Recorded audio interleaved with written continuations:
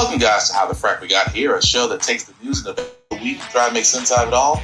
I'm your host, the most Will Buchanan, and on this show, we simply are all about the facts. There are plenty of news stations out there that simply want to do anything short but inform you.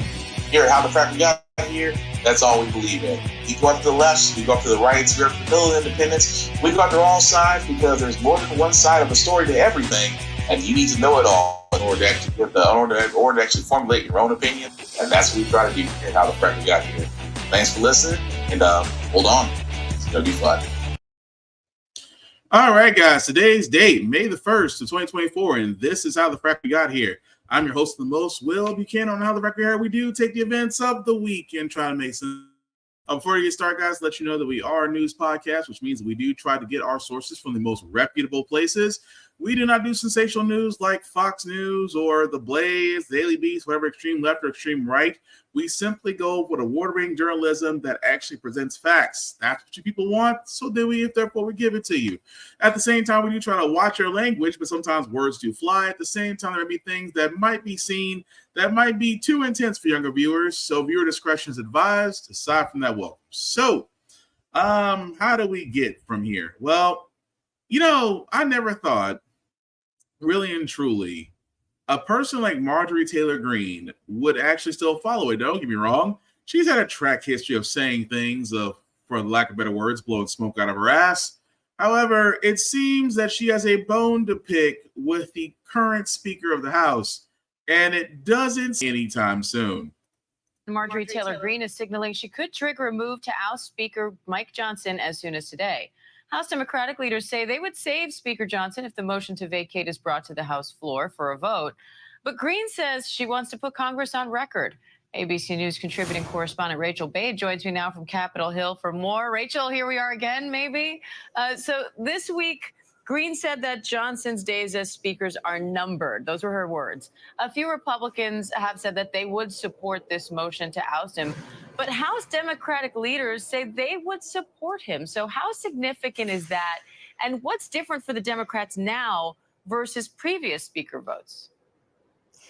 Yeah, Diane, right now as we speak, Marjorie Taylor Greene is just outside this building where I'm standing right now in the House offices. She's holding up a MAGA hat, talking and railing about Mike Johnson, saying that he is the uniparty speaker and that he's got to go. We're waiting to get word any minute now about whether she's actually going to file this motion today, Diane. But in terms of the significance of this moment, with Democrats coming out yesterday and saying, look, we're going to support Mike Johnson as speaker if it comes to that. That is huge. I mean, I can't remember a single time in history where we've seen something like this. And traditionally, Democrats would never vote for a Republican speaker. Republicans would never vote for a Democratic speaker. So this is incredibly rare here. And in terms of how this compares to last fall, when Kevin McCarthy was ousted from the speakership, Democrats back then said they frankly didn't trust Kevin McCarthy. He sort of had this reputation of making promises and not really keeping them.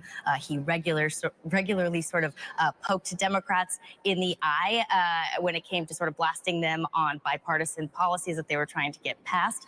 Mike Johnson has taken a very different tact. He's worked with Democrats a lot in recent weeks. And because of that, they say they're going to be there for him if there is an attempt to oust him by Marjorie Taylor Greene.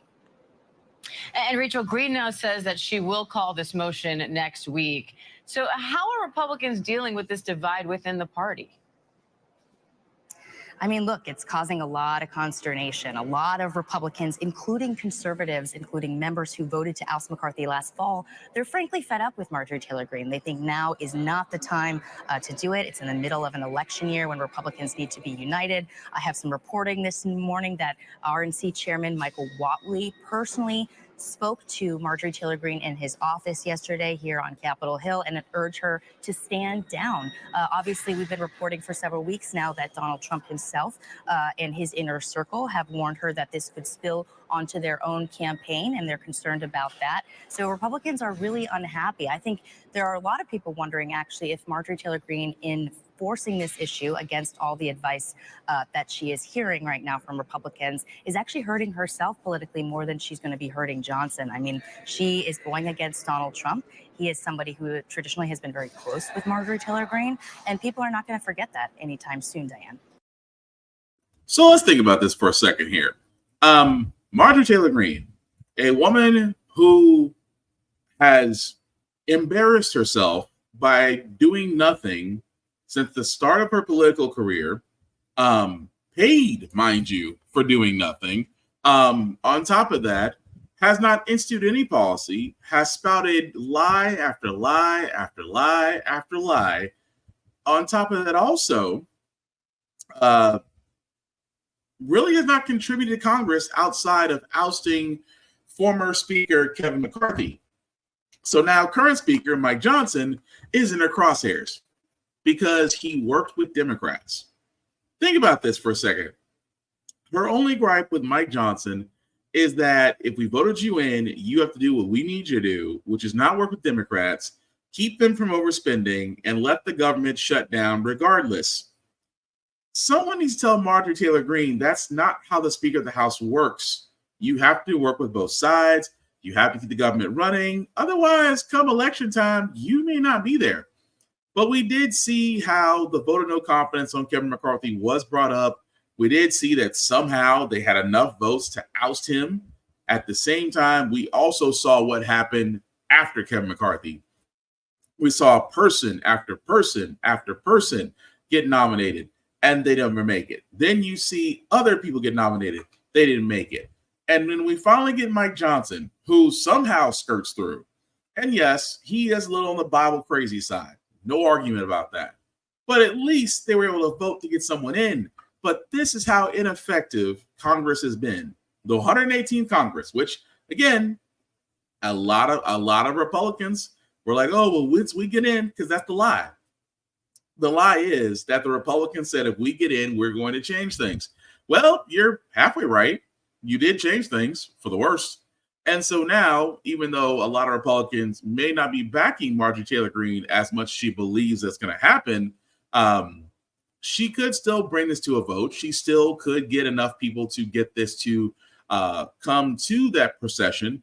But this would make it now the second time in U.S. history that if this is done, a Speaker of the House has been removed within a single congressional term. That's never been heard of. But it's Marjorie Taylor Greene. We really shouldn't be surprised by this. But what also we shouldn't be surprised by, guys, is that we talked about this last week about Arizona and their 1864 abortion law. Keep in mind, 1864. Somehow abortion was really thought of during the time of the Civil War. And even more so, the Supreme Court of Arizona tried to uphold the abortion law. Well, thankfully, there are steps being put in place that they're trying to actually remove it. However, there's still people and roadblocks. Battleground state voting to repeal one of the strictest abortion bans in the country. With protesters clashing outside the Capitol. Inside, two Republicans broke ranks, joining the Democrats to repeal the 1864 law, which bans abortions in all cases except to save a mother's life. 160 years later, life is precious. The Democratic governor is expected to sign the repeal, but that isn't enough to lift the state court's ban on abortion right away.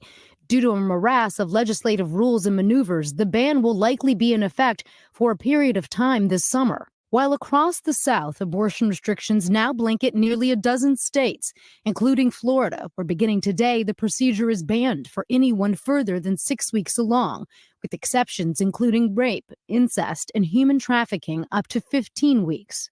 The impact will no doubt be catastrophic. Florida used to be a safe harbor for Southerners to access abortion. The impact of this ban will be felt not just in Florida, but across the Southeast. The vice president in Jacksonville today pinning the blame squarely on Donald Trump, who appointed 3 Supreme Court justices that helped bring an end to the constitutional right to an abortion. Trump says he wants to leave abortion up to the states. Today, 1 in 3 women of reproductive age live in a state with a Trump abortion ban. Dr. Shelley Tien, who provides abortions in both Arizona and Florida, says 6 weeks is before most patients even know they're pregnant. It is essentially a near complete abortion ban, and it is devastating.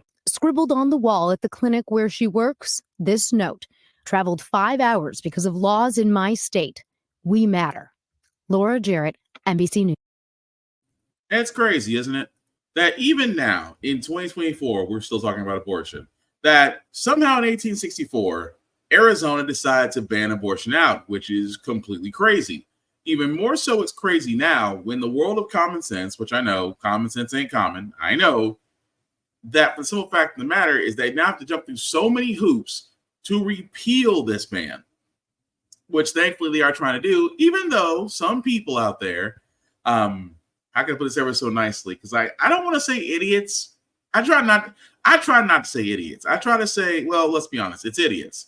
Because anybody who is pro-life, or as I like to call you, pro-birth, always seems to have this issue of, no, we need to protect the children, yet I don't see none of you at adoption agencies. I don't see none of you at the child protective services where they actually have to find foster parents and places for these kids to be. I'm not seeing you guys, mentoring children, because once they do become 18 or they do come close to 18 years old, they're actually shipped out of the system and, left to their own devices. I don't see any of you past pro-birth, but yet for some odd reason, you feel like you have to speak for a being that can't speak for themselves, and yet you think you know more than the person that's carrying it. Again, I could go on and on about this, but the simple fact of the matter is, guys, Roe versus Wade held up for so long until how they sat there and said it. Trump pushed through 3 conservative judges, Gorsuch, Kavanaugh, and Conor Barrett. There we go. Oh, their names just haunt me more than their face haunt me more than the names do. But 3 conservative judges, and yet overloaded the Supreme Court. 3 judges in one single Trump term, thanks to his buddies on the Hill. Let's not forget old Moscow Mitch, who had the measures pushed through at a time when they had the Senate and they had the Senate and the presidency, and they got stuff pushed through. And they got 3 Supreme Court judges to overload the Supreme Court to the conservative right. And that's how we wound up with Roe versus Wade being overturned. It's how we wound up with part of affirmative action relating to college entrances, how we got that taken down. That has led to the destruction of DEI programs practically anywhere, which we'll get into momentarily. So, again, with Florida also pushing a 6-week ban because Governor Dictator Ron DeSantis believes that life is precious, so precious that he will force a woman to carry a child, even though he himself cannot carry children nor bear the pain of childbirth. But at the same time, these people still feel the need to go ahead and sit there and say, you know what, women, you don't know what's going on with your bodies, but we know what's best for you. Go ahead and be the brood mares. Be the heifers, because you know what heifers is, right? Cows that breed. Brood mares, also horses that breed. You know what the Republican people are saying? The Republican Party is saying to women in general: we see you nothing more than human incubation chambers. We want you to be our brood mares, our heifers. We want you to give us as many kids as humanly possible. Why? Because simply put, we need the numbers. And that's the fracked up part that they're not saying. They're saying, oh, we to protect the children. But again, what happens post-birth? Not a goddamn thing. I'm just saying it like it is. But if you haven't noticed by now, we here at How the Frack We Got Here, we're always pro-choice, because what a woman does with her body is her own business. The choices and consequences are always hers, and they should be hers. Because if a man's body and his rights to it were ever challenged, riots in the street, please tell me I'm wrong. That's all I'm saying. But moving along, guys, I keep finding stories like this, and I keep saying all the time about student loan debt. What am I talking about? I am talking about Biden and the Department of Education are set to cancel $6 billion of student debt for borrowers that went to the Art Institutes, which was a former for-profit college group. So if you went to places like the New England Institute of Art and the art institutes that are under that umbrella, basically what they're saying is that the for-profit system that was put in place there was basically misleading students. I know for a lot of people that actually went to those colleges have pretty much said, no freaking kidding. With that also being said, because they were misleading, Biden has again found a way to cancel $6 billion in debt that was held by 317,000 borrowers that have attended these schools. Which again, if you haven't noticed, the Art Institute, you can't find that anywhere. It's actually been defunded, and pretty much dust in the wind. So those 317,000 people that attended that school, which I want to say was from 2017 to now. I'm wrong. Oh, I'm way wrong. So 2004 to 2017. I apologize. But the thing about that is, if those people are finally getting relief. Now think about that. Imagine going to a for-profit college in which you use federal funding, and you may have not gotten the job you wanted, but the debt still sticks to you. And now those same people are about to get debt relief. I'm just saying, debt relief. Keep in mind, the same Department of Education that almost canceled nearly $37 million of student loan debt for specific borrowers who attend the University of Phoenix, and $72 million for students that attended Ashford University. Again, also known as University of Arizona Global Campus.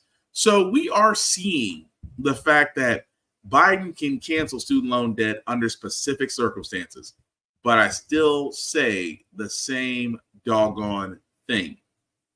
If we're able to cancel student loan debt under specific circumstances, why, oh why, are we not able to look at the $1.7 trillion plus student loan debt and say, you know what, let's cancel that too? Because you know what you'll usually hear? What you'll usually hear when we say cancel student loan debt is a whole bunch of people, well, I was able to pay off my loan, so does that mean I get my money back? It's a dumbass argument. It's a straw man argument because it makes no sense. It's a dumbass response because everybody's situation wasn't the same. If you were able to pay off your student loan debt, congratulations, bravo.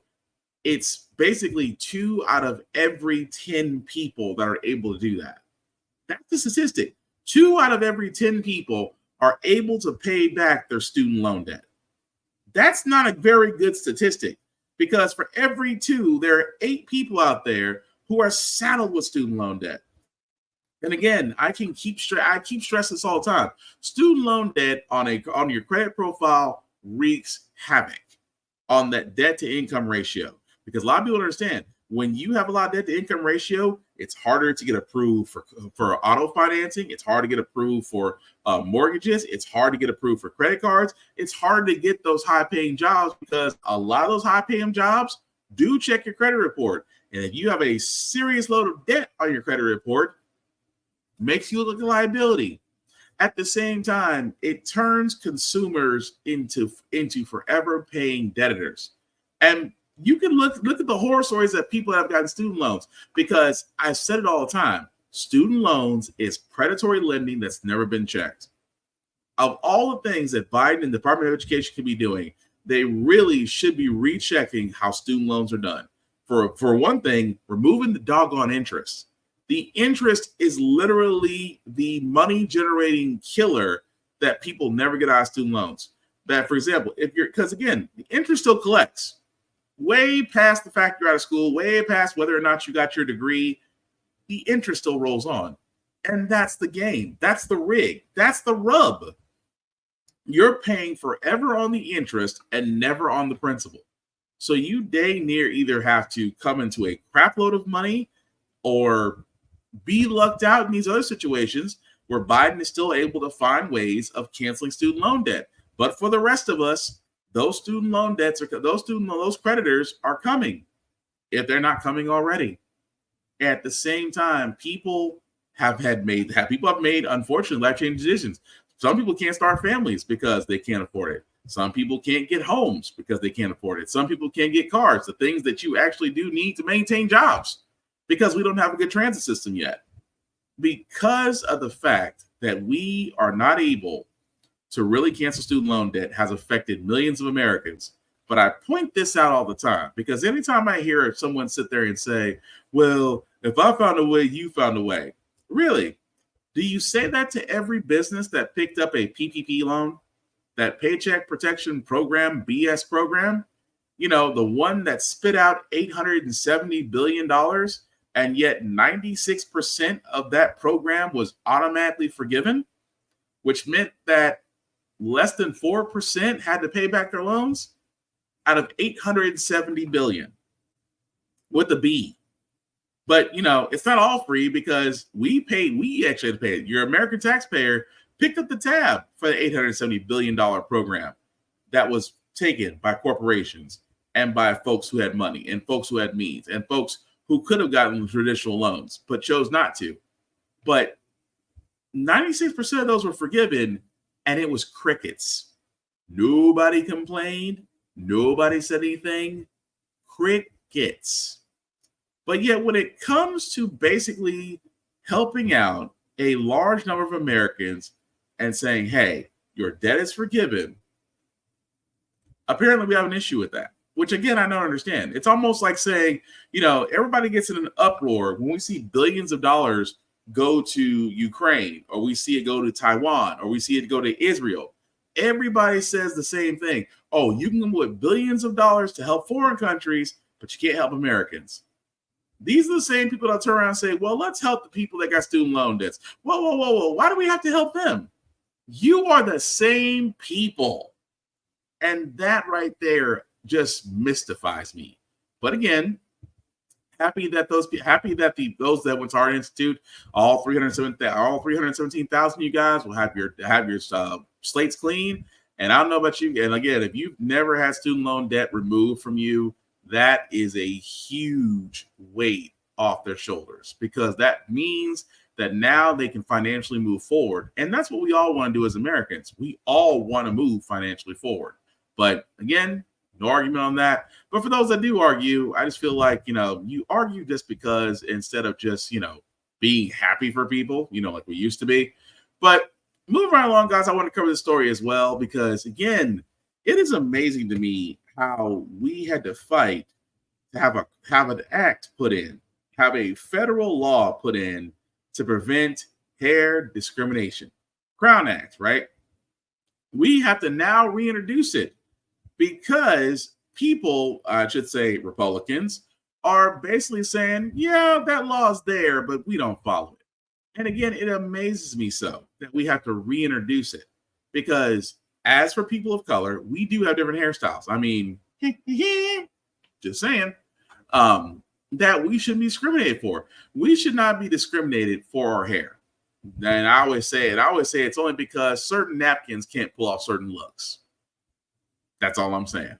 But the fact that we have to keep on passing this legislation in other areas, mainly red states, because keep in mind, guys, I literally talked about a story where a child was in Texas who followed their stupidest, dumbass hair rule, the rule for hair. He followed it to a T, but because it was still locked, it was still in locks. The Texas school system at the time sat there and said he cannot attend because he's violating the act. And I'm thinking to myself, wasn't there a Crown Act that was put in place to make sure that this happened, that this didn't happen? And again, we're only seeing a lot of this in the South. Why? Because conformity. And this is the thing I've always said about the educational system, that outside of the fact it needs to be woefully revamped, reformed, recently reinvested in, but I digress. But anyway, the fact that they are so concerned about a child's hairstyle instead of a child's mental state speaks volumes about what these lawmakers in the South are doing, including my home state of Tennessee, which I've always said is progressively backwards, only because certain Republicans keep getting voted in, and we have a supermajority here. And I can tell you off the bat, this year alone has proven how dumbass they are. Especially you, Mr. Sexton. I'm talking about you. But the fact that we have to introduce the Crown Act again, to where it still faced, even in its initial heyday, it still faced pushback. Because some people believe that, oh, well, no, you're not being discriminated for your hair. It's the fact that rules are rules. Rules that were basically, and I say this all the time, and this ain't the first, I'm not the first person to say it, I definitely won't be the last person to say it. There are suggestions for them and rules for us. Because why do we care about somebody's hair, especially a child's hair, when the main job is to make sure the child is properly educated and given the life skills to be a successful person in society once they've graduated? Shouldn't that be where the particular focus should be in the first place? I can care less about a child's hair as long as it's clean and taken care of. As long as he's not attracting flies like Linus from Peanuts, I think we're okay. But again, I digress. But remember what I talked about earlier about DEI? Keep in mind, and for all those who don't remember, 4 Asian students basically sued Harvard saying, hey, we believe we're not getting into Harvard because we're being discriminated. And that gave the Supreme Court all the ammo in the world to sit there and say, well, let's take this part of affirmative action and kill it for DEI. So if you have anybody to blame for DEI, also, those 4 students still didn't get into Harvard. But the reason why I'm bringing this up, guys, is because of this. Because now a certain lawmaker, and I'll get to it if you're wondering, yes, it's Republican, is proposing a bill that would ban DEI in medical schools. Now, doctors say that this could roll back progress toward improving Black maternal health. Now, keep in mind, guys, this individual, especially you in North Carolina, you may know him, Representative Greg Murphy introduced the Educate Bill, the Educate Act, the Educate Knowing, Embracing Anti-Discrimination, Unbiased Curricula, and Advancing Truth in Education. This basically would amend the Higher Education Act of 1865 to prohibit medical schools from getting federal funding if they adopt policies or requirements related to DEI, including promoting beliefs that a person's sex, race, ethnicity, or skin color makes them a member of an oppressed group, or that the U.S. is a systematically racist country. Let me read that again, because that right there should tell you something. The actual term, the actual law itself, the actual lawmaker, Mr. Representative Greg Murphy out of North Carolina, sat there, and this is his thing, the Educate Act, Embracing Anti-Discrimination, Unbiased Curricula, and Advancing Truth in Education, would amend the Higher Education Act of 1965 to prohibit medical schools from getting federal funding if they adopt policies or requirements related to DEI, including promoting beliefs that a person's sex, race, ethnicity, or skin color makes them a member of an oppressed group, or that the U.S. is a systematically racist country. Again, listen to the wording of that, because that's the bill. And again, it's all about attacking DEI. Diversity, equity, inclusion. That's all it is. They want to attack this and saying, oh, well, because, you know, you're Black, you have it harder. Yes, we do. That's not an opinion. That is a fact of life in this country. Or the U.S. is a systematically racist country. Yes, it is. History has proven that. But it is amazing to me that the napkins are coming out. And as so many others said, including Roland Martin on his show, also have all said the same thing. They are attacking DEI. They are attacking DEI programs because they cannot sit there and say, well, we want to take down affirmative action. So let's go after the one thing that has been taken down in school, that's been taken down in colleges and in businesses everywhere, DEI. And so why is this a problem? Well, if this was to go through, keep in mind, this is aimed at everywhere. And we were just talking about a medical school, mind you, that if you were going to a medical school and they don't have DEI programs in there, it could affect Black doctors. It could affect women that want to be doctors. It could affect other people of color that want to be doctors. It could affect that because that's the reason why those DEI programs are in there in the first place, to ensure a fair playing field. And in the world of medical health, Black people will tell you off the bat, again, this is by facts. If you are seen by a Black doctor, Black people's health or their statistics of being more healthy improve. If a Black woman is seen by a Black doctor, her chances of having any type of medical fatalities drops. If a woman is seeing a Black OBGYN, again, baby SIDS or baby fatality syndromes, those statistics drop.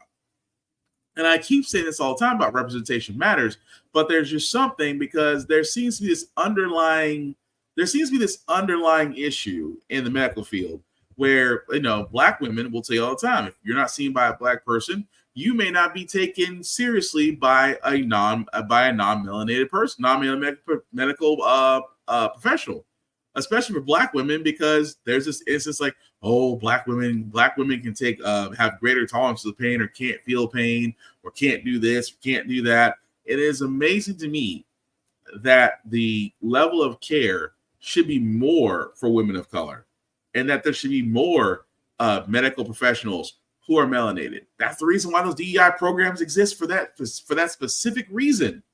But imagine if that Educate bill did go into place, becomes law.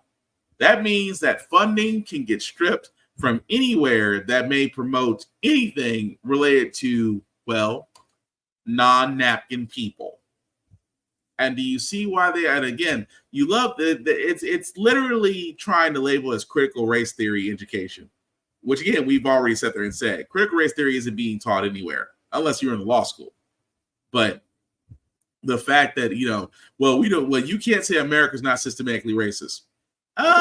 As a black person, and certain napkins out there that actually have common sense would highly disagree with you. But again, not surprising. What's also not surprising is that another day, another school shooting. However, in this case, this may have been prevented. Here in the U.S. tonight, reports of an active shooter outside a middle school. Police say a 14-year-old possibly armed with a rifle. That school put on lockdown for a time, and then authorities moving in on that teenager. ABC's Pierre Thomas with what we've learned so far on this Wisconsin case. Tonight, the small community of Mount Horeb, Wisconsin, shaken after reports of an active shooter headed toward a middle school. Reports of shots fired at the school. Children and staff fleeing. The school put on lockdown. Sources telling ABC News shortly after noon, police encountered a 14-year-old with what appeared to be a rifle. Police racing to the scene. The gunman did not breach the school, but police say he was neutralized in a confrontation with officers. So there is one injury. It's going to be the suspect. Images all too familiar. Today, nervous parents waiting, SWAT teams, emergency vehicles, and a dead body. This has been a shock. I mean, so scary. It's devastating to hear what's going on. I'm texting my son right now. He was barricaded in the classroom. They stopped that, but there's still lockdowns. I don't want no kid to go through what's going on, nor parents go through this. Parents and police understandably shaken.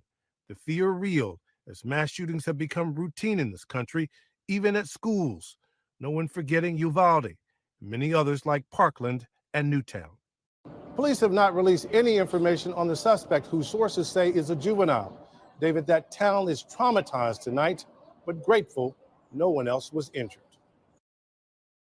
And how many more times are we going to have the same story? Now, again, this is a continuing story as more information does come out. But this may sound messed up, but they got the guy before he can actually cost lives.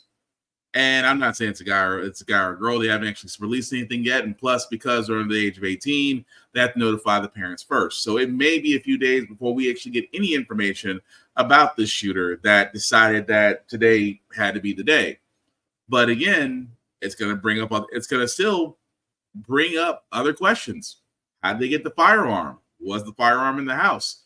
Where did they get the training? There's going to be a number of those questions, because anytime we have a school shooting, that's what comes up. But at the same time, with every school shooting, guys, there always seems to be the question of what can we do about gun laws? And I have sat there and said this as a firearms owner. I am all for more regulation. I am all for the fact for National Registry. I am all for the fact of a mental health check. I am all for the fact that, yes, you should carry liability insurance. I am all for the fact that we should be doing more, and basically saying, especially at these gun trade night shows like here in Tennessee, that background check should be done. And that, because again, like on ghost guns should be banned or regulated, because again, those, just like ghost guns don't require an age limit. Anybody can purchase them because they're basically kits that you can assemble. But again, with ARs and things of that nature, how these kids are getting them, And then it also just makes me a little bit nervous. You have those in the very same firearm community that want children to be trained, that they want to offer firearms training in school. I am completely against that. Because, again, school is education. If you want your child to learn firearms training outside of school, be my freaking guest. But in the same area where they're supposed to learn life skills and supposed to learn what they need to move on to the next level, whether it's education, business, or armed forces, however they choose to live their lives, teaching them how to use a gun while in school might as well teach them how to put fires in the same house they're living in. You're just basically giving them the match at this point. I'm sorry, it makes no sense. It's right up there with our Governor Lee of Tennessee, signing a bill saying teachers can now be armed. First off, teachers are underpaid, overworked in crowded schools, and you want to give them firearms, loaded firearms that they carry on themselves? The thing about gun laws is guns have more protection than practically animals and humans combined. And it never ceases to amaze me that when we look at gun laws, when we look at gun safety, that we don't look at other areas like New Zealand or Japan or or Australia or see how they handle their gun laws. But, every time you hear gun laws, Second Amendment, you cannot infringe upon my right to bear arms. Obama's coming for your guns. Ugh. Okay, before I move on, I stress this all the time. These are straw man arguments. Number one, nobody's coming for your guns. I keep telling people, why would the U.S. government spend all that time and manpower? Because to confiscate everybody's guns in America would be a huge-ass undertaking that the government really doesn't want to do. At the same time, government has access to arms manufacturers who can give them way cooler stuff than your customized $2,500 AR gun that you got from Cabela's or Bass Pro Shops. America doesn't care about your puny AR rifle when they can get access to better shit. At the same time, the only thing that we should be changing is how guns are regulated, how people can get a hold of them. At the same time, there needs to be a mental health check. There needs to be red flag laws across the board. Not just in states. We cannot leave it up to states' rights to determine firearms. We simply cannot. And I'm being honest with you guys, and until we decide to do differently, we're going to see more stuff like this. But we'll keep up with that story as more information comes out. But like I said before, it always comes down to how this kid had this gun, and I guarantee this kid had some mental health problems. But we'll follow that story as it comes along. So let's go ahead and move on to an easier target. Trump, who seems to be going back and forth between the trial and trying to still be his president. And I keep saying this, for a guy that's got over 91 felony convictions, he could still somehow be president. Only in America. Scheduled to be back on the campaign trail today after an eventful day in court yesterday. The judge finds Trump $9,000 for gag order violations in his criminal hush money trial, warning Trump that he could go to jail if he does it again. The jury also heard from several more witnesses, including Stormy Daniels' former attorney. ABC News investigative reporter Olivia Rubin joins me now, along with former federal prosecutor for New York Southern District, Khan Nowadaye. Olivia, what stands out to you from the testimony that we heard yesterday? Because it was a lot. It was a lot. I think people were surprised with how gripping the testimony from Keith Davidson was. Remember, he was the lawyer to both Karen McDougal and Stormy Daniels when they took their hush money deal. So while David Pecker sort of provided the overview of what that looked like, Keith Davidson took the jurors right inside that negotiating process. He talked about the final days of the Stormy Daniels negotiations and how the payment, once he had agreed to it with Michael Cohen, never happened. He talked about the excuses that were made for why the $130,000 payment was made. And he took the jurors through all of that.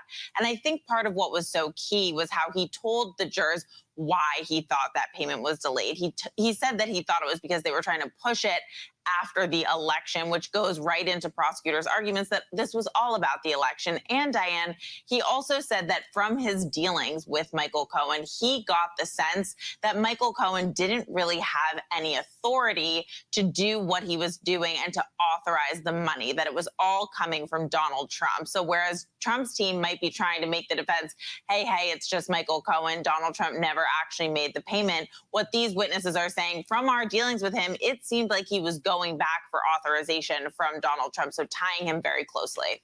Ken, how critical do you think it was for the jury to hear from Keith Davidson, the person on the receiving end of these payments for Karen McDougal and Stormy Daniels, and then also to see some of the videos played earlier in court of former President Trump saying, I never knew these women, after already hearing Trump's assistant testify that she stored contact information for both of them? I think both those points, Dan, are absolutely critical. I think Keith Davidson, as Olivia said, he's laying the foundation for the prosecution of the puzzle pieces that are going to support ultimately what Michael Cohen's going to say later on in this trial. I think the prosecution is doing a very good job of setting forth these witnesses who lay out the story in great detail. And let me tell you, jurors love detail. That's what they're looking for, because that shows credibility. And by the same token, by playing Trump's statements and his denials, the jurors can see that, well, wait a second, maybe the defense isn't so credible here. Con, Trump is also on the campaign trail today, just a day after being fined $9,000 for gag order violations and being told by the judge he could go to jail if he does it again. So how careful does he have to be with what he says today? I think of course he has to be careful. He has to be careful for the rest of the trial. The judge has already shown him this is his world. And it's something Trump's not used to. He's in a world, in a courtroom where he's not in control. And now the judge has said $9,000, which granted isn't much, but he's also said, next time, maybe I'm going to put you in jail. Now, personally, I think it's going to take a lot for that to happen. And right now, the prosecution has 4 more allegations saying 4 more statements that they believe are violations of the gag order. And the judge is going to hear argument on that, I believe, later this week or early next week. So there's another opportunity here for the judge to fine or potentially put the former president in jail for contempt. But I don't necessarily think that's going to happen. So, Olivia, what are you watching for tomorrow as court resumes? Well, I think Con just hit on it, because tomorrow, they're going to open with the hearing on the gag order violations. And Judge These are the additional 4. The additional 4. So Todd Blanche likely is going to have to try to defend these additional 4 violations. And remember, it didn't go so well for him last time, and now Donald Trump has been held in contempt. And Judge Marchand has actually only allowed 30 minutes for those arguments. So they're going to come in at 9:30, do the gag order violation hearing, and then the jury is coming in at 10 to resume that testimony from Keith Davidson. All right. So to basically say to sum this all up, Trump's having fun, I guess. Like I said, we don't really try to cover the trial itself until it gets to the very end, just because you don't need wall-to-wall coverage of what Trump's doing on Monday and then Tuesday and Wednesday. Just know that he is facing one of the federal indictments, and of course, if it doesn't go this way, if they do indict him on this or find him guilty, pretty much that's the end of his campaign run. As he's out there still trying to, how can I put this ever so nicely, fleece the flock, please pay my bill to keep me from going to jail, because again, he's got a lot. But shouldn't be surprised about that. Also, the same way, in a little bit. What we also found out is that Biden would love to debate Trump if they do get their first presidential debate. Which again, Trump doesn't debate. He basically spouts everything that he spouts, which is mostly BS. At the same time, makes fun of his candidate. However, he could not do that with Hillary Clinton. Just saying.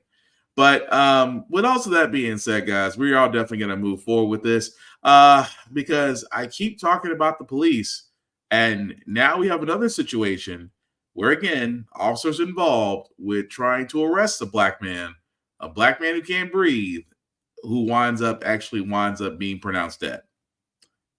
The more things change, the more they stay the same. Tonight, police in Ohio releasing new body cam footage showing a man who became unresponsive during his arrest was later pronounced dead at a hospital. His last words heard in the footage, "I can't breathe." In the video, we hear Frank Tyson yell those words out at least 7 times as cops try to subdue him, with one officer putting a knee on his upper back for about 40 seconds. We are only going to show you that moment once, and we have to warn you here, it is incredibly disturbing. I can't breathe. I can't breathe. I can't. Get off my neck. I can't breathe. That's the story right there. I'll be glad to Okay. I can't breathe. You're fine. Yep. Shut the This all happened last Thursday when Tyson allegedly crashed his car into a pole in Canton before running into a nearby bar. You can see here police finding the damaged pole and what they say is Tyson's car nearby before bystanders directed the officers into the bar where Tyson was. An altercation, a tussle between Tyson and the officers starts nearly immediately. That's when they start trying to take him to the ground. The coroner says Tyson's cause of death is still pending. The officers involved are on paid administrative leave while officials investigate. There is, of course, some very obvious overlap with the death of George Floyd in Minneapolis here, who was murdered by a police officer who kept his knee on Floyd's neck for nearly 10 minutes as he too cried out, "I can't breathe." Floyd's death and his last words becoming a rallying cry for the Black Lives Matter movement, spurring huge protests against police brutality in this country. NBC's Dana Griffin is following this one for us. And Dana, we'll get to that overlap again, not an apples to apples comparison, but let's start with this video, which shows almost everything from start to finish over the course of 35 minutes. Explain that and where things go from here. And I want to walk you through that timeline. And I think there are three key moments here when you look through this video that lasted some 35 minutes from the time they arrived. 40 seconds, an officer kept his knee on Frank Tyson's back. And then it took about 5 minutes, 29 seconds between the time he last said, "I cannot breathe," and the first time we actually see officers check his pulse. An additional 3 minutes go by before they start doing CPR. Now, I think what's most disturbing about this video, as you mentioned, they weren't holding him down for several minutes as people pleaded with officers to ask them to get off, but it's the what happened after he was in handcuffs. And you notice that he was very combative, yelling out, "Call the sheriff." And there's actually a woman in that video who says, "No, they're here to help you." So it's clear that he's in some sort of mental crisis or health crisis here. And even when officers get him handcuffed, he doesn't make a peep. To go from being so combative to not saying a word should have been the first indication. You later see the officers making jokes about, at least one of those officers making a joke about always wanting to be in a bar fight. And it wasn't until they looked down and realized something's not right here that they finally call an ambulance. But it still took several minutes, even after that ambulance was called, for them to start administering CPR. Listen to what else they said during that body cam video. Did he calm down? Yeah, he might be out.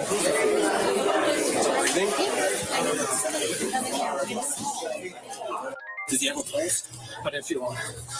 So can you tell medics to step it up? It was not responsive. And I don't know if I can feel a pulse. So both of those Canton police officers are now on paid administrative leave as the department investigates. And actually, there's a state department that's actually taking over this investigation.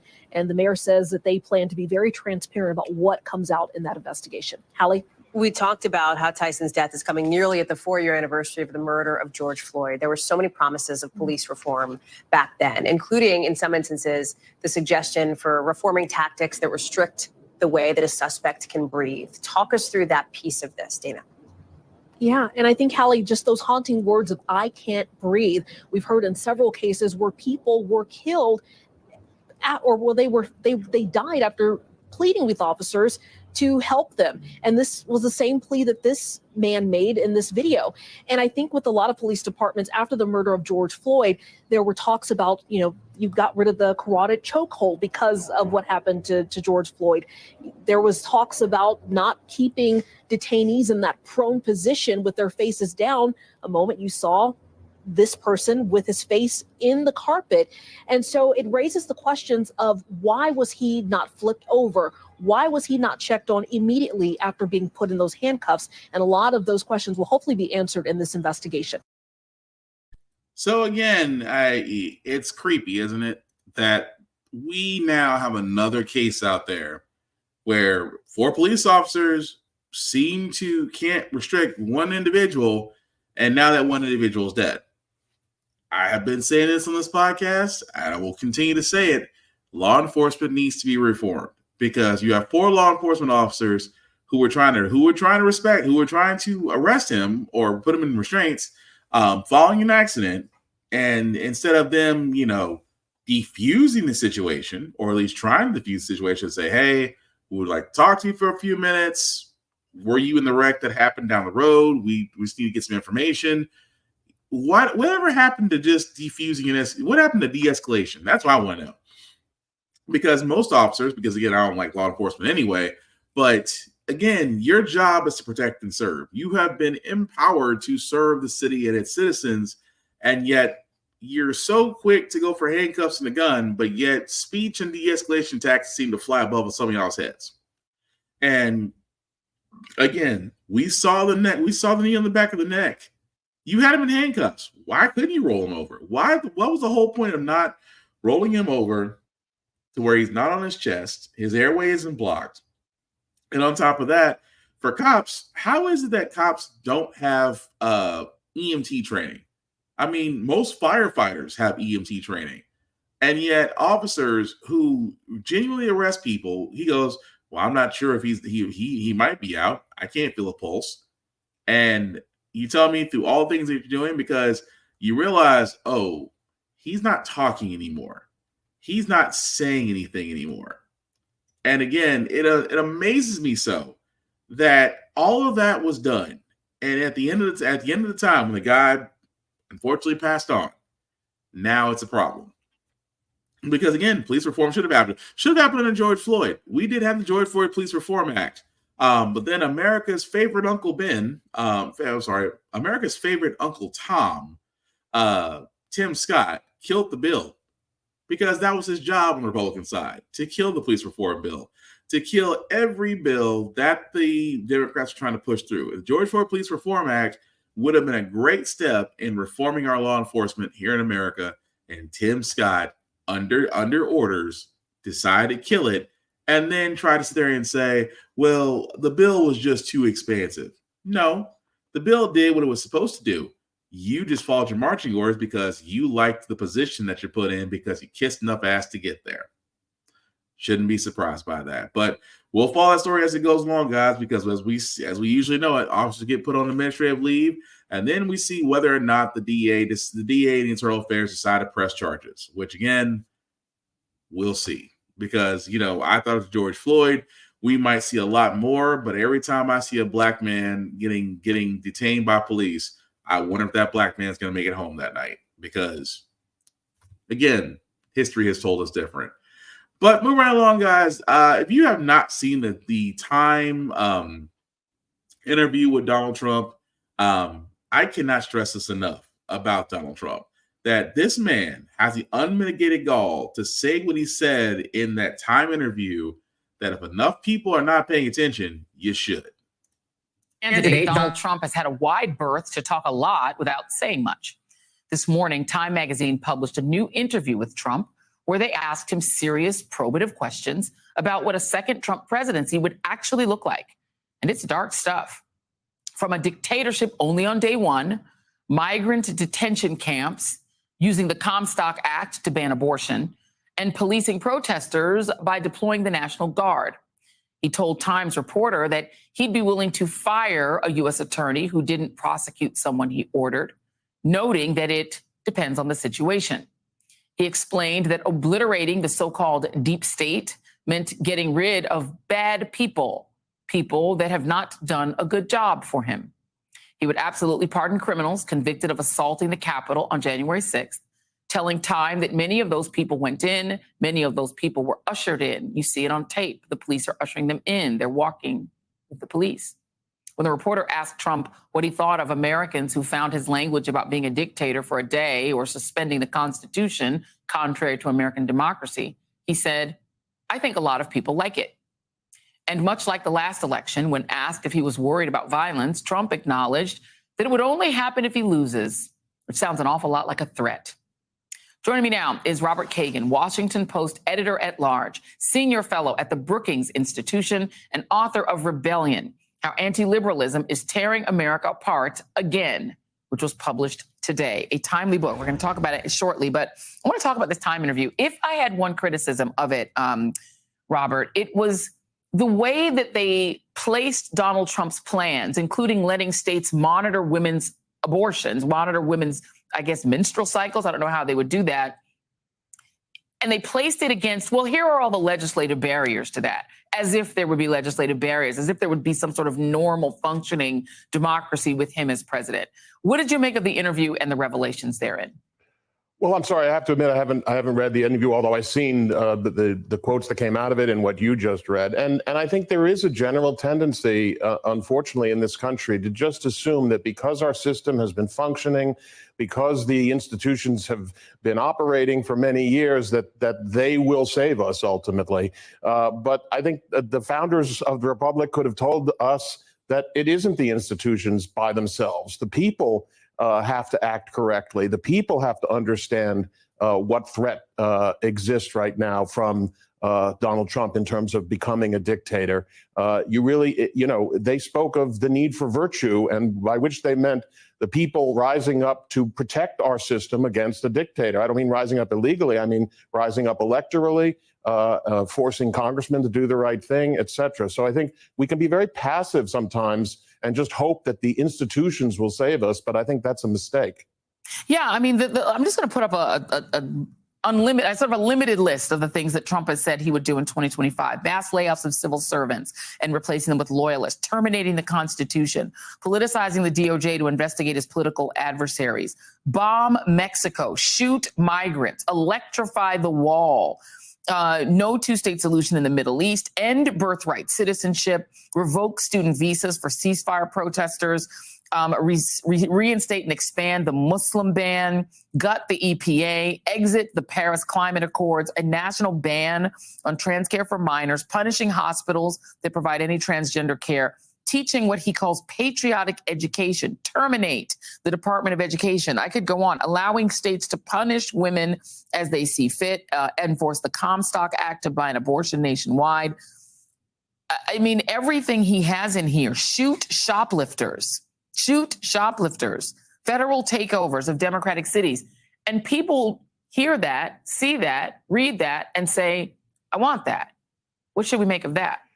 Well, he was right at the end of, I guess it was, I don't know, it was the end of that interview, but it was the end of your quotations when he was asked, what does he think about, violating the Constitution, et cetera, and calling yourself dictator of a day. And he said, the people like it. And I think that's a very important point that we are not focusing enough on. This isn't just about Donald Trump.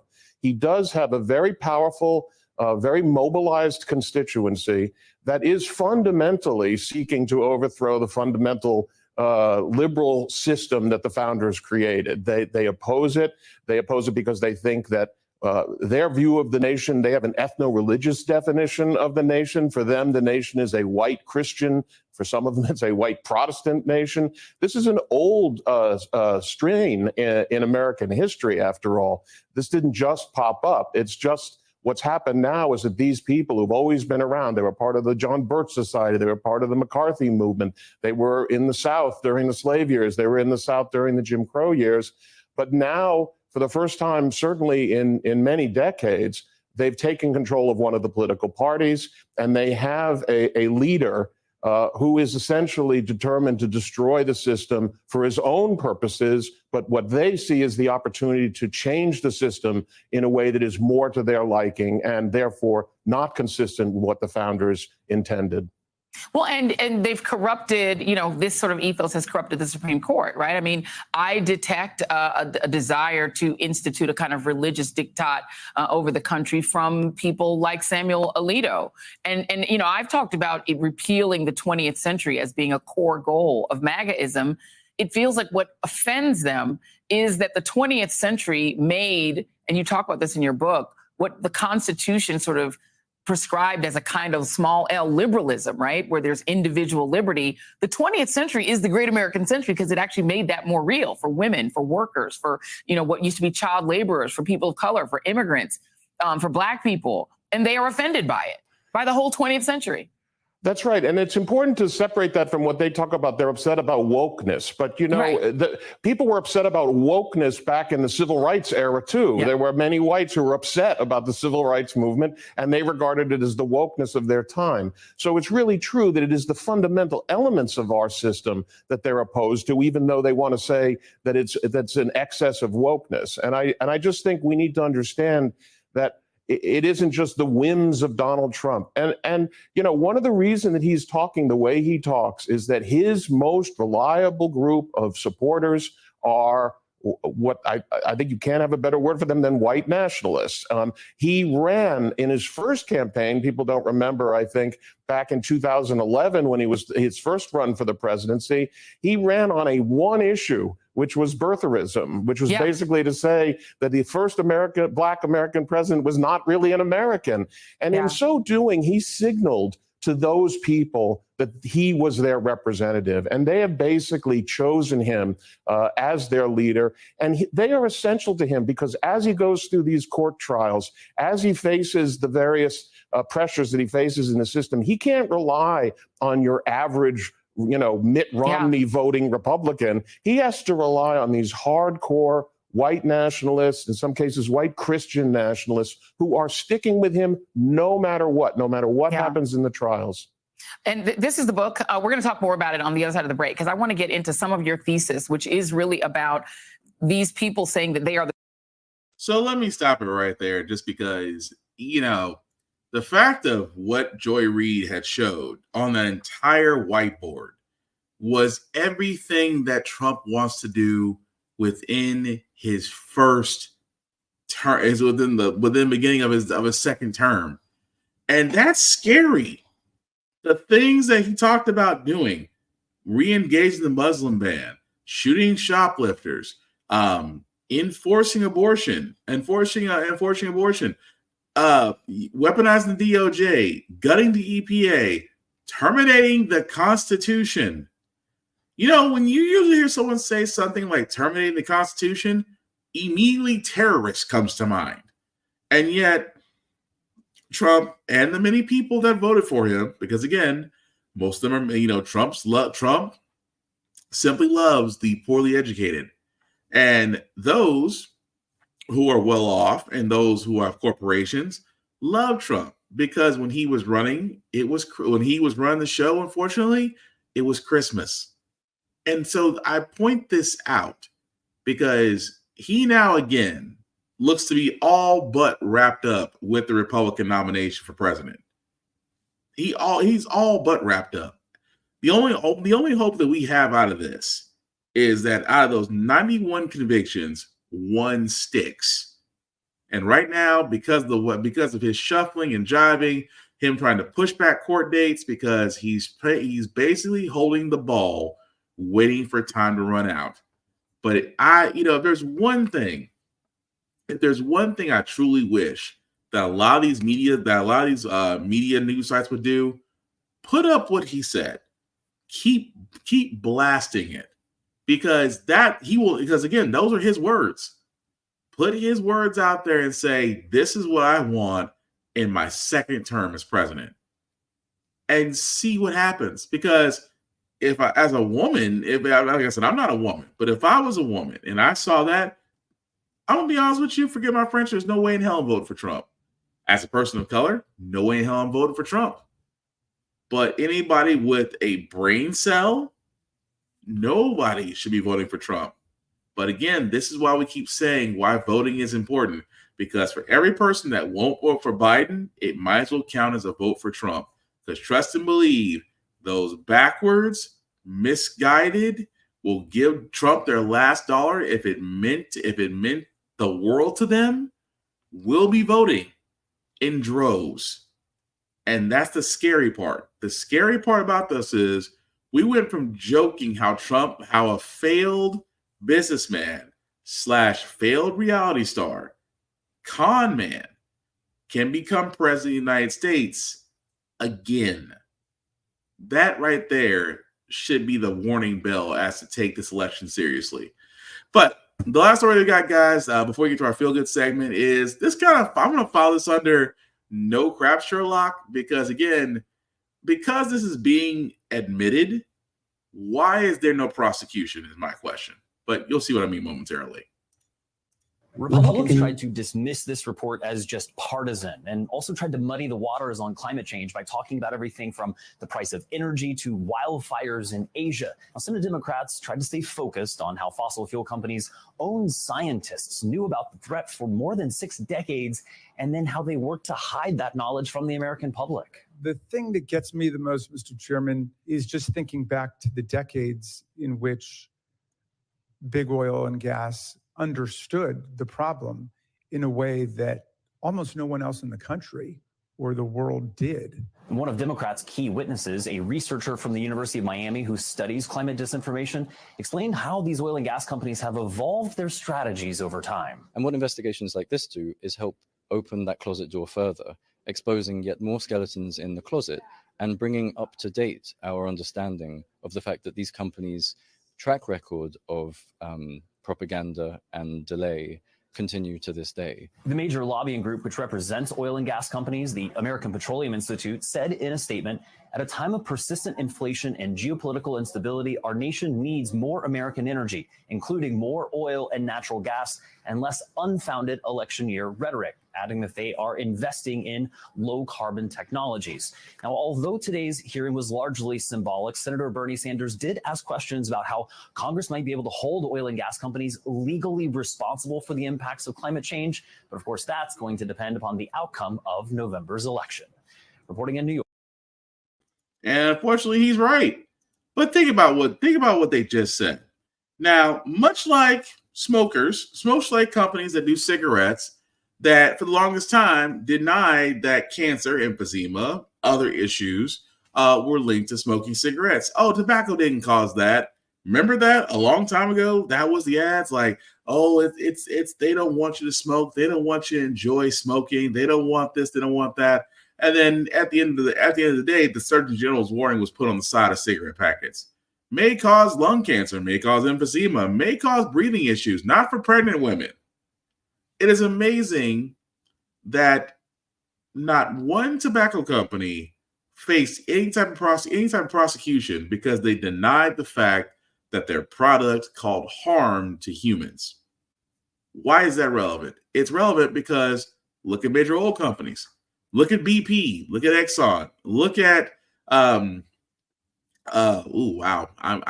went blank for a second. MAPCO, other areas, other companies out there. But mainly I use Exxon and BP because those are the biggest names that you do here. And of course, there's other ones out there.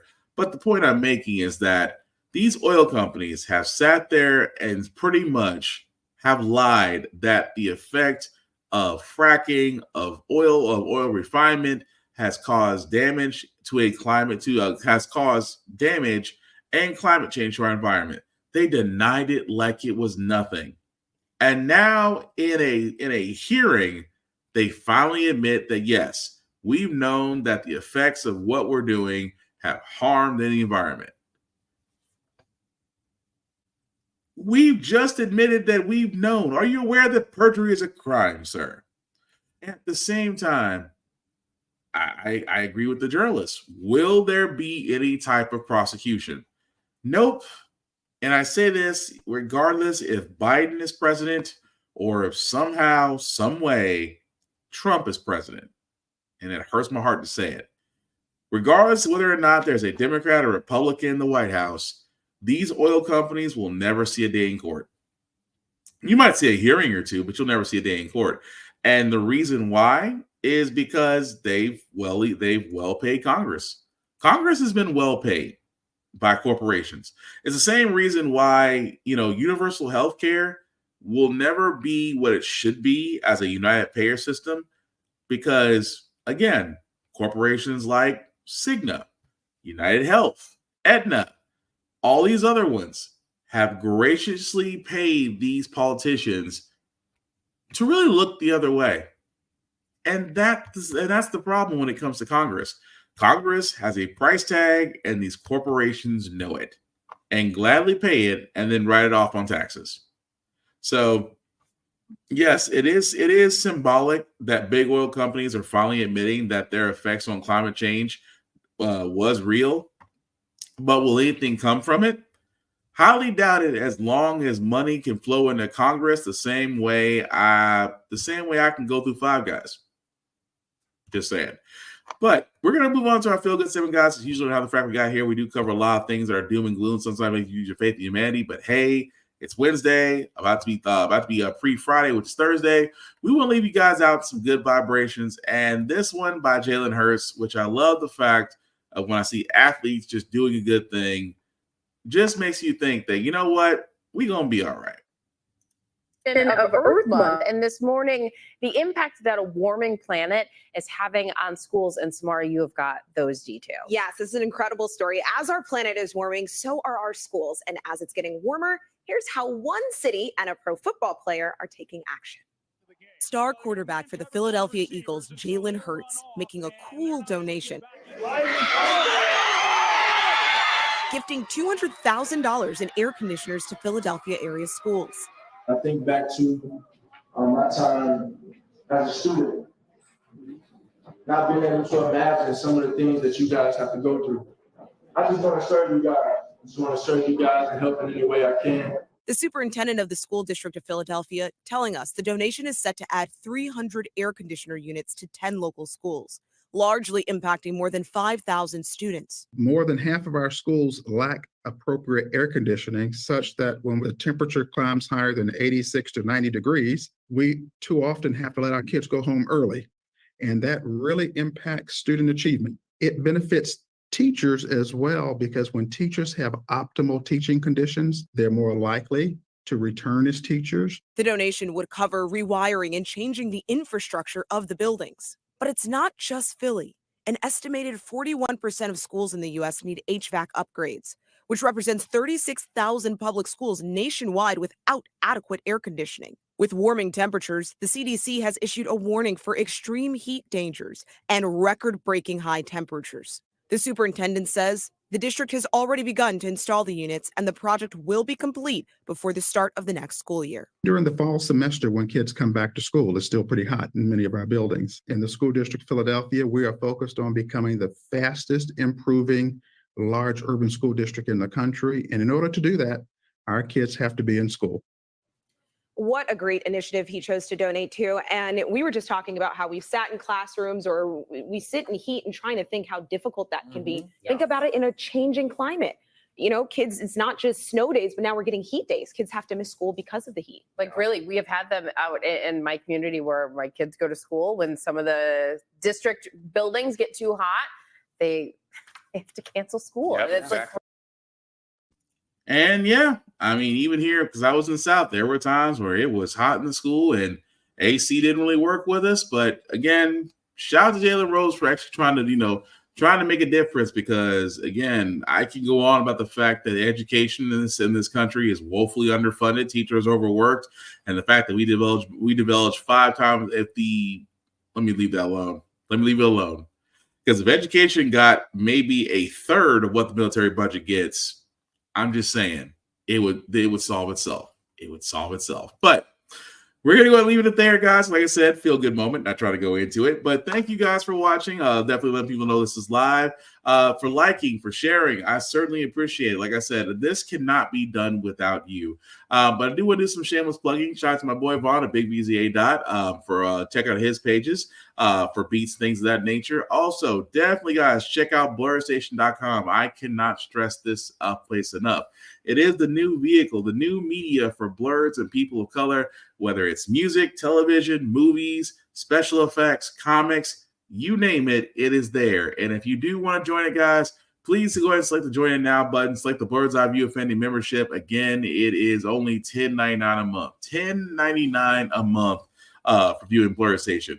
And the thing about Blur Station, guys, is after 36 months, you do have the option of owning a piece of Blur Station.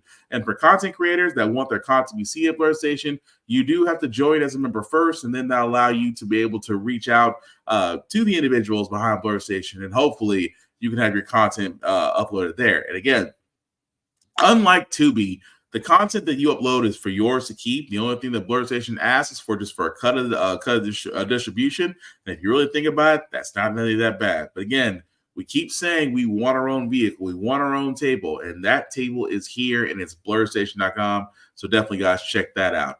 As for me, you can definitely find me, Black_Spartan615 on the socials. I usually do reviews on everything that I talk about and things that I see.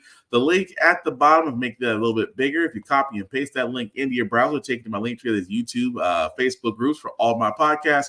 How the Frack We Got Here, Get Bit Podcast, Course Off With Podcast. Again, like, share, subscribe, turn notifications on, because again, as we try to prevent this weekly, we simply cannot do this without you. Simply put, guys, without you, we can't move forward. And that's the whole point of this show. Just not only the fact of informing you and letting you know about the world around you, but simply put, moving forward. That's how we get things done.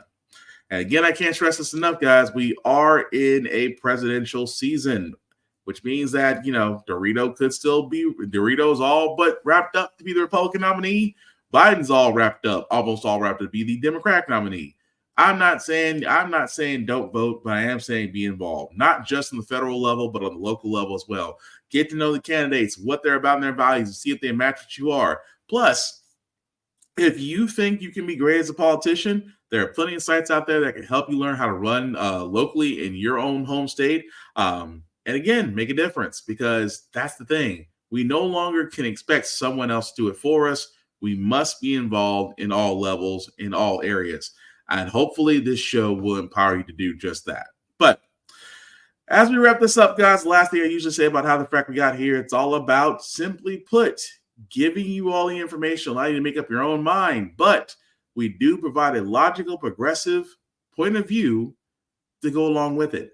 We do a lot better society once we're informed. We're progressive. We move forward. We try to change our future, our current, by basically righting our wrongs from the past. Doing the things we should have done, like electing our first Black woman to the Federal Board of Governors, electing our first Black woman to the U.S. Supreme Court, electing our first Black woman as National Cybersecurity Director. All great things. When we don't learn from history, we are doomed to repeat it. That's what we keep asking ourselves: why does everything go up at our paycheck? Why are we electing different politicians, but still the same old game in Congress? And most importantly, guys, how the Frack got here. Thank you all for watching, guys. Please take care of yourselves and each other. We'll all get through this. Peace.